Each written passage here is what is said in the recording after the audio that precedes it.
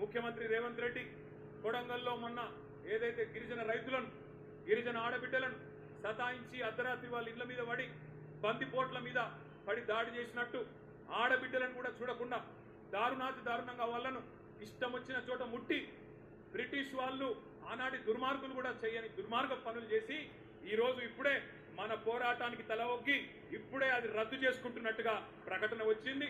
ఇది తెలంగాణ విజయం, ఇది బీఆర్ఎస్ విజయం కాదు, ఇది తెలంగాణ ప్రజల విజయం, ఆ గిరిజన బిడ్డల విజయం, అక్కడ ఉండే మా దళిత బిడ్డల విజయం, అక్కడ ఉండే బీసీ బిడ్డల విజయం, ఆ చిన్న సన్నకారు రైతుల విజయం, మన విజయం కాదు.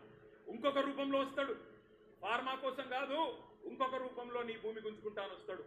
నేను కొడంగల్లోకే కాదు రాష్ట్రంలో ఉండే ప్రతి బిడ్డకు చెప్తా ఉన్నా, ఈ రియల్ ఎస్టేట్ బేహారికి, ఈ రియల్ ఎస్టేట్ బ్రోకర్కు ఆయనకు భూములు గుంజుకోవడం, భూముల చుట్టూ వ్యాపారం చేయడం తప్ప ఇంకొకటి తెలియదు.